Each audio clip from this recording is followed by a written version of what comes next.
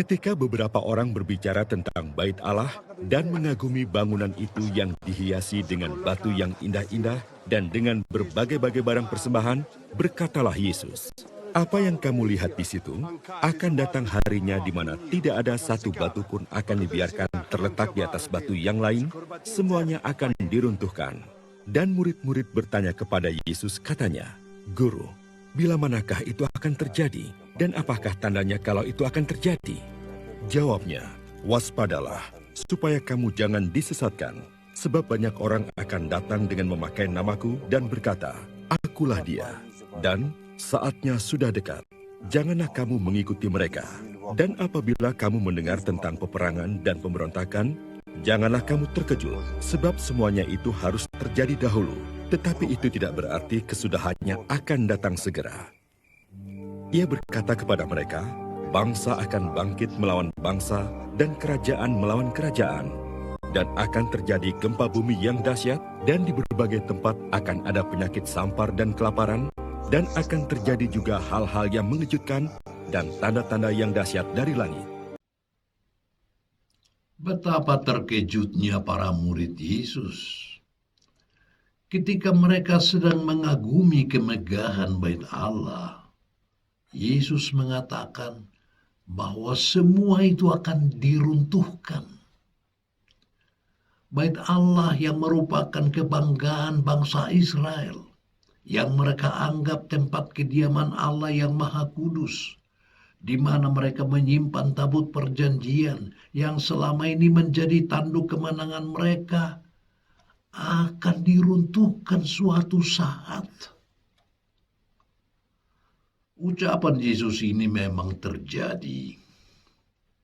Pada tahun 70, bangunan suci itu dihancurkan oleh kerajaan Romawi dan hanya menyisakan sebuah tembok yang saat ini dikenal sebagai tembok ratapan. Di tembok inilah orang-orang Yahudi sering mengadakan ibadat dengan memegang temboknya sambil meratapinya. Itulah tembok ratapan yang sekarang ini menjadi suatu tempat ziarah yang terkenal di Yerusalem, dan banyak peziarah datang ke sana. Nubuat Yesus tentang kehancuran Bait Allah dan kota Yerusalem tersebut memberi pengertian kepada kita bahwa tidak ada yang abadi di dunia ini. Semegah apapun suatu bangunan berdiri, atau semelimpah apapun harta yang dimiliki seseorang di dunia ini, suatu saat semuanya akan hancur. Tidak terkecuali dengan tubuh kita sendiri, yang hari ini masih bisa berdiri tegak, namun suatu saat akan terbaring kaku dan membusuk di tanah. Hal itu hendak menunjukkan bahwa segala yang ada di dunia ini sifatnya sementara. Akan tiba saatnya semuanya akan binasa dan hancur. Namun, nubuat ini juga memberi pesan kepada kita tentang sikap yang perlu dibangun selama hidup di dunia ini. Hendaknya kita bersikap bijaksana terhadap segala yang ada di dunia ini. Kita jangan terbuai dengan kemewahan harta. Jangan pula menaruh sikap kagum yang berlebihan terhadap hal-hal materi di dunia ini. Ingatlah, semuanya akan binasa. Saat kita mati, semuanya akan kita tinggalkan di dunia ini. Dan saat waktunya tiba, yaitu akhir zaman, semuanya akan binasa. Semuanya akan berakhir.